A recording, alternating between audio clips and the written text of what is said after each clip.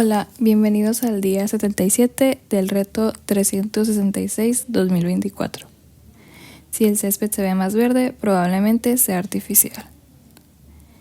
Una reciente campaña publicitaria en la vía pública efectuada por una empresa que opera de forma virtual en Internet ofrecía un servicio de citas para hombres y mujeres casados que quisieran tener una aventura extramatrimonial. La agencia no es la única en el mercado. Lo novedoso es que desplegaron una amplia campaña publicitaria posicionando carteles en las carreteras principales del país usando el eslogan "El césped siempre es más verde", una expresión inglesa que significa que siempre el jardín del vecino te resulta más hermoso que el tuyo. En esencia, ganaban dinero alimentándose de la debilidad de la gente y ayudándola a ser infiel. Tal vez esto parezca atractivo, pero la realidad es que puede arruinar la vida de los individuos involucrados, así como la vida de sus parejas, sus familias y sus amigos. Jesús sitúa la fidelidad en el mismo plano de importancia que la justicia y la misericordia. La fidelidad es un fruto del Espíritu. La Madre Teresa dijo: "No oro pidiendo éxito, sino fidelidad". La fidelidad de Dios hacia nosotros nos da un ejemplo a seguir en nuestras relaciones. La fidelidad es algo por lo que deberíamos de luchar en nuestro matrimonio, nuestras amistades y nuestra relación con Dios. Proverbios 7 del 6 al 20 dice: Mientras estaba junto a la ventana de mi casa, mirando a través de la cortina, vi a unos muchachos ingenuos, a uno en particular que le faltaba sentido común. Cruzaba la calle cercana a la casa de una mujer inmoral y se paseaba frente a su casa. Era la hora del crepúsculo al anochecer mientras caía la densa oscuridad. La mujer se le acercó vestida de manera seductora y con corazón astuto. Era rebelde y descarada, de esas que nunca están conformes con quedarse en casa. Suele frecuentar las calles y los mercados, ofreciéndose en cada esquina. Lo rodeó con sus brazos y lo besó, y mirándolo con descaro le dijo: "Acabo de hacer mis ofrendas de paz y de cumplir mis votos. Tú eres precisamente al que estaba buscando. Salí a encontrarte y aquí estás. Mi cama está tendida con hermosas colchas, con coloridas sábanas de lino egipcio. La he perfumado con mirra, aloes y canela. Ven, bebamos sin medida de la copa del amor hasta el amanecer. Disfrutemos de nuestras caricias. Ahora que mi esposo no está en casa, se fue de viaje por mucho tiempo. Se llevó la cartera llena de dinero y no regresará hasta el fin del mes". Sé fiel en las relaciones. El libro de Proverbios advierte sobre los peligros de la infidelidad. En este pasaje vemos la insensatez tanto del hombre como de la mujer implicados en una relación sexual fuera del matrimonio. Hay un contraste a lo largo del libro de Proverbios entre los caminos de dos mujeres muy distintas. Por un lado está Doña Sabiduría y por otro la adúltera. Gran parte de la enseñanza se presenta como el consejo de un padre a su hijo. El padre urge a su hijo a abrazar a Doña Sabiduría y hacer todo lo posible para evitar a la adúltera. Se ha dicho que la oportunidad golpea la puerta, pero la tentación se recuesta sobre el timbre. La tentación sexual está en todas partes, siempre estará acecho en cada esquina. Ofrece gratificación instantánea, pero es engañosa. Dice: "Ven, bebamos hasta el fondo de la copa del amor". En ocasiones, la gente trata de justificar la infidelidad usando la palabra amor. No obstante, aquí no hay realmente amor. Sinceramente, no es algo profundo ni duradero. Solo dura hasta el amanecer. Lo peor de todo es que ceder ante esas tentaciones implica practicar la infidelidad. Mi esposo no está en casa, pues ha emprendido un largo viaje. La persona que sigue este camino carece de criterio. Notemos que el error no fue no permanecer alejado, sino encaminarse hacia la casa de esa mujer. Llevar una vida de fidelidad no solo comienza con evitar actos de infidelidad, sino también con tus pensamientos y en tu corazón. El engaño y la infidelidad se caracterizan por su clandestinidad. Avanzaban las sombras de la noche. La infidelidad tiene el potencial de destruir un matrimonio o un futuro matrimonio y de arruinar vidas. Es la razón por la que el día de la boda, la novia y el novio prometen ser fieles uno al otro mientras vivan. Como suele decirse, el césped no es más verde del otro lado de la cerca, es verde donde le echamos agua. En efecto, si el césped parece más verde, probablemente se trate de césped artificial. Señor, ayúdanos a ser fieles en todas nuestras relaciones. Ayuda a quienes están casados a ser fieles a sus votos matrimoniales. Por favor, guarda y proteja los matrimonios de nuestra iglesia y en nuestra sociedad. Lucas 2, del 1 al 20 dice: En estos días, Augusto, el emperador de Roma, decretó que se hiciera un censo en todo el imperio romano. Este fue el primer censo que se hizo cuando Cirenio era gobernador de Siria. Todos regresaron a los pueblos de sus antepasados a fin de inscribirse por el censo. Como José era descendiente del rey David, tuvo que ir a Belén de Judea, el antiguo hogar de David. Viajó hacia allí desde la aldea de Nazaret de Galilea. Llevó consigo a María, su prometida, quien estaba embarazada. Mientras estaban allí, llegó un momento para que naciera el bebé. María dio a luz a su primer hijo varón. Lo envolvió en tiras de tela y lo acostó en un pesebre porque no había alojamiento disponible para ellos. Esa noche había unos pastores en los campos cercanos que estaban cuidando sus rebaños de ovejas. De repente apareció entre ellos un ángel del Señor y el resplandor de la gloria del Señor los rodeó. Los pastores estaban aterrados, pero el ángel los tranquilizó. No tengan miedo, dijo. Les traigo buenas noticias que darán alegría a toda la gente. El Salvador, sí, el Mesías, el Señor, ha nacido hoy en Belén, la ciudad de David. Y lo reconocerán por la siguiente señal.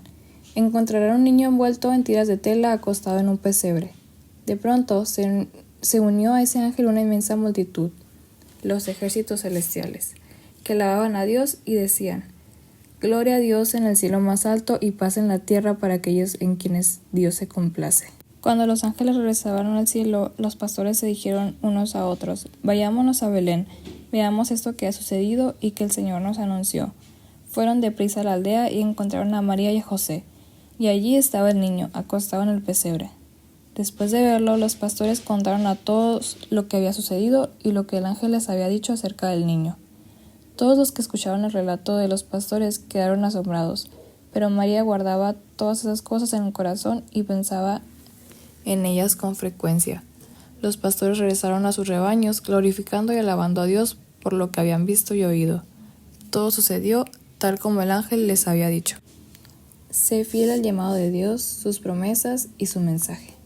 Dice: La fidelidad de aquellos que desempeñaron una parte del nacimiento de Jesús es de gran inspiración. Sé fiel al llamado de Dios. En este relato vemos cómo José fue a Belén para inscribirse junto con María, su esposa. Ella se encontraba encinta y mientras estaban allí se le cumplió el tiempo. Seguramente no era algo bien visto. José sabía que María no había sido infiel. No obstante, él sabía que para todos los demás pareciera como si ella lo hubiera sido. José pudo haber tenido la tentación de distanciarse de ella. El relato que se encuentra en Mateo 1:19 incluso dice que se consideró divorciarse en secreto de María hasta que un ángel del Señor le habló. Sin embargo, José fue totalmente fiel al llamado de Dios y a María sin importar lo que los demás pensaran. Sé fiel a las promesas de Dios. María se tuvo que quedar perpleja por lo que estaba sucediendo. Aún así, ella creyó en lo que le habían dicho y fue fiel a las promesas que había recibido. Ella guardaba todas estas cosas en su corazón y meditaba acerca de ellas. Es un maravilloso ejemplo de lo que Dios hace con la profecía y con otras palabras que sientas que puedan venir de Dios. A veces debes guardarlas solo para ti. Como María, mantén la boca cerrada y al mismo tiempo mantén tu corazón abierto. Atesora las promesas de Dios para ti y medita en ellas en lo íntimo. Sé fiel al mensaje de Dios. Por otro lado, el mensaje de los pastores fue muy distinto. Eran buenas noticias para todo el pueblo. Una vez que encontraron al bebé en el pesebre, tal como el ángel les había descrito, encontraron lo que les había dicho acerca de él. Tú también has sido encomendado con este maravilloso mensaje sobre Jesús y estás llamado a difundir la palabra de manera fiel. Confía en que Dios es fiel.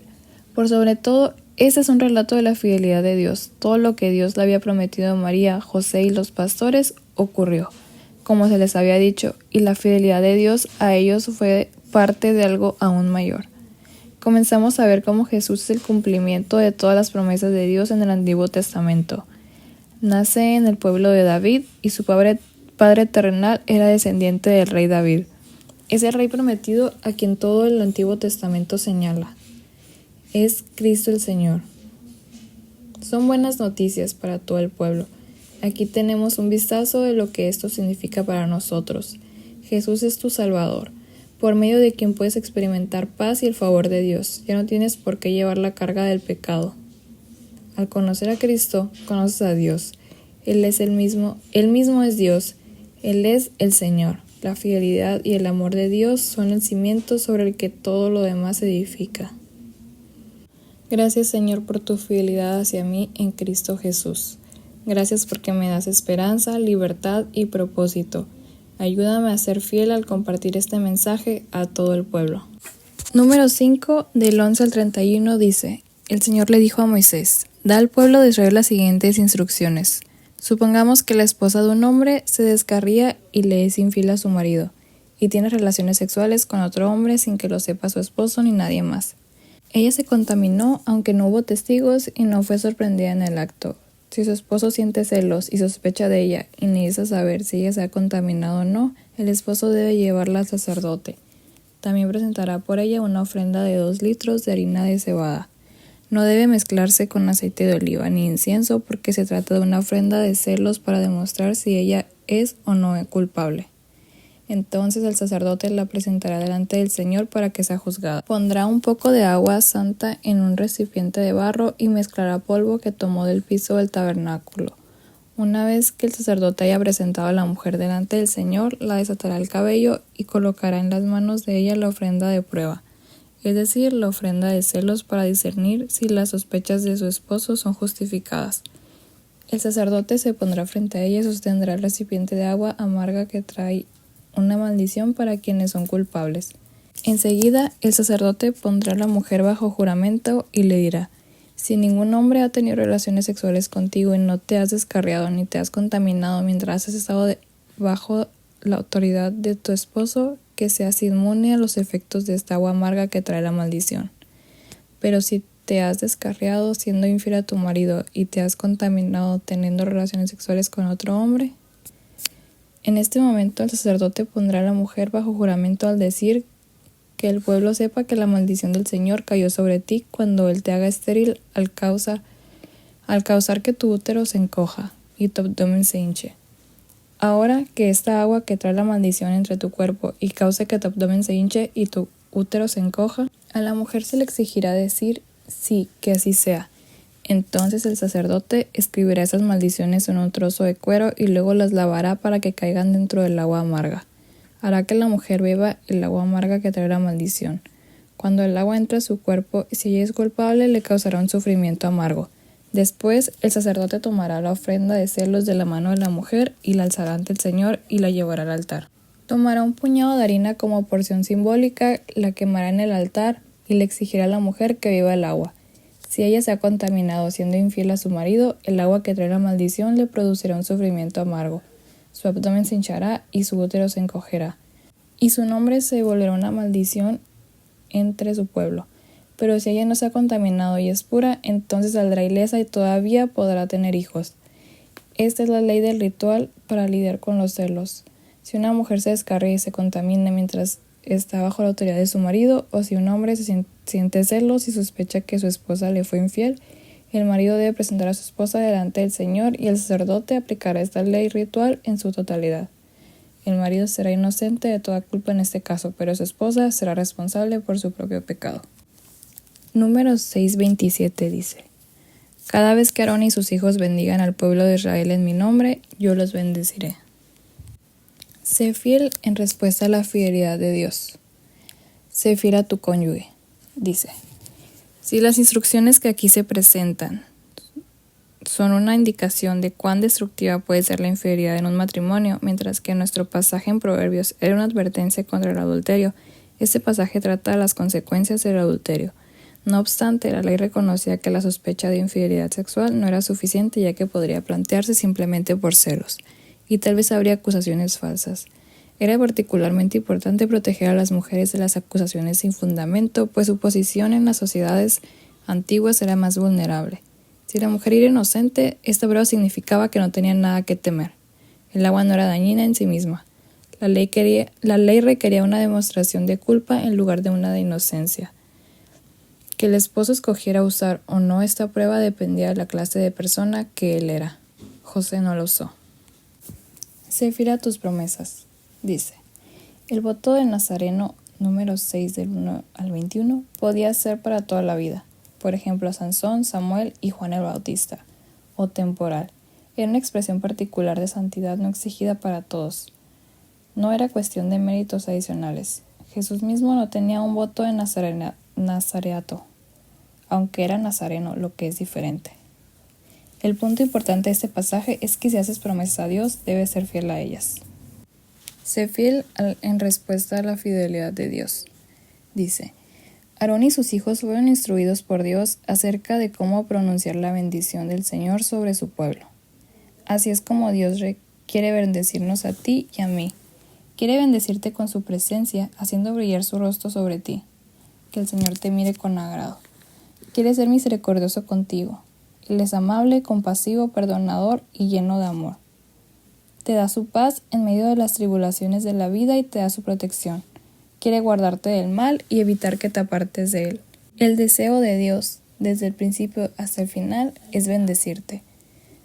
Al experimentar la fidelidad de Dios hacia ti, tu respuesta debería ser de fidelidad hacia Él en todas tus relaciones. Mi plegaria por ti hoy es la siguiente bendición. Que el Señor te bendiga y te proteja, que el Señor te mire con agrado y te muestre su bondad, que el Señor te mire con amor y te conceda la paz. Pipa añade, según Lucas 2:19, dice, María por su parte guardaba todas esas cosas en su corazón y meditaba acerca de ellas. He atesorado muchas cosas en mi corazón a través de los años, dice Pipa. Cosas que he sentido que Dios me ha dicho, recuerdos de encuentros con Dios y respuestas maravillosas a mis oraciones. También he meditado en muchas circunstancias, cosas que son complejas u oraciones que aún espero obtener respuesta, o simplemente los misterios asombrosos de Dios. Y pues esto fue todo del día 77. Que tengas un muy bonito día. Gracias por acompañarnos hoy.